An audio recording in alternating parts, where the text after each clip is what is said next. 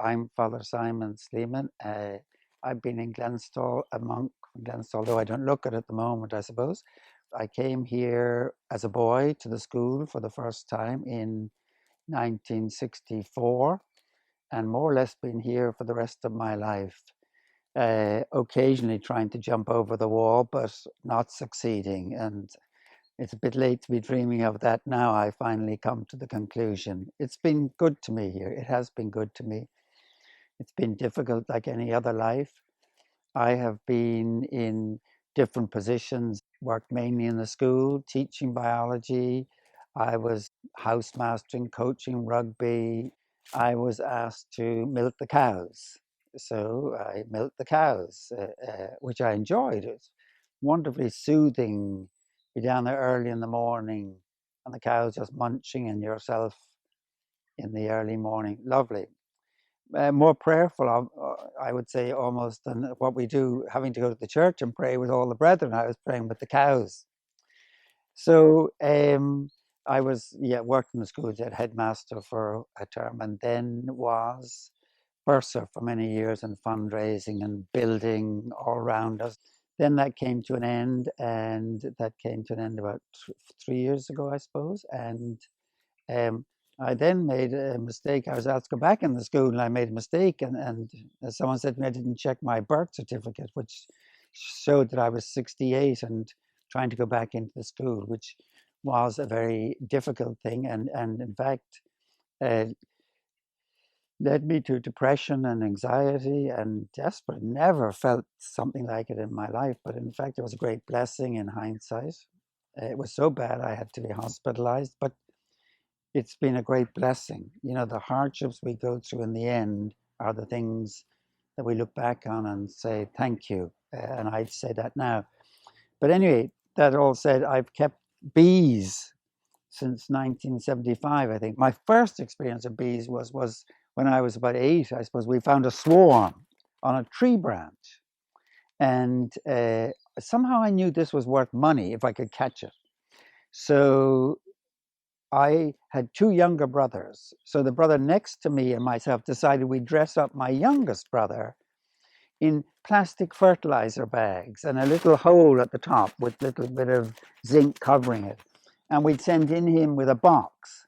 And we'd stand well back with a big stick and knock the branch so that the bees fell into the butter box, which is what you used in those butter boxes. And so we did, and he bravely went in and he caught the bee. We knocked the bees in the box because he was covered in bees and we weren't.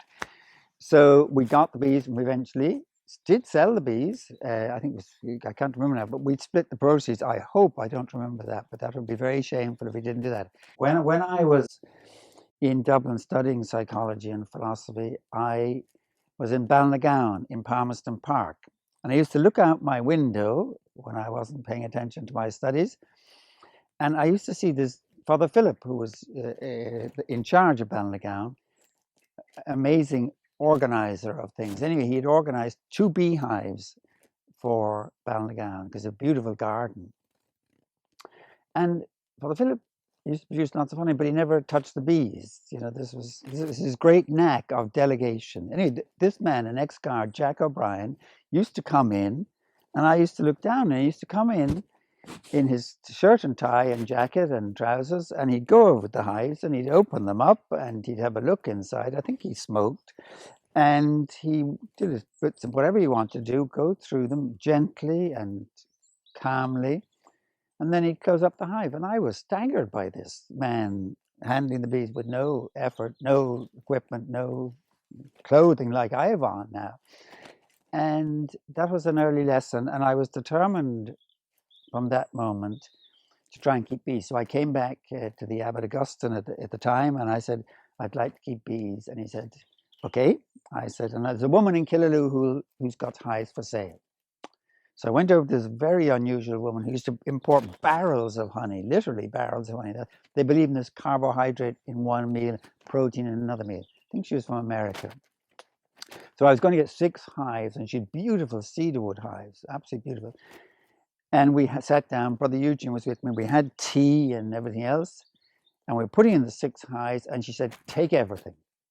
take everything she had. She had every bit of extractors, smokers, about 15 hives, not 6 hives. It came back with a truckload of equipment. So I had no choice but to get going. And then I've kept going ever since then. My interest has been really experimenting with different hives. Anyway, that's the bees. During the lockdown, I decided I wanted to do something to contribute to help people if I could. So I decided to make these videos, weekly videos, and put them up and see and it was actually a friend of mine in Maru who suggested the term mindful monk. I'm not pretending I'm the mindful monk, but it's we should all need to be mindful. And so we've made short videos on everything from depression to humor to play to cloud watching. And I intend to start it again in September and do another 16-week series on everything from hope to oak trees. Nature, psychology, and spirituality are the 3 areas I like to cover. What usable wisdom can we gather to help us live in this difficult time and make the best of this one wild, wonderful life? Okay, God bless and keep safe and keep well.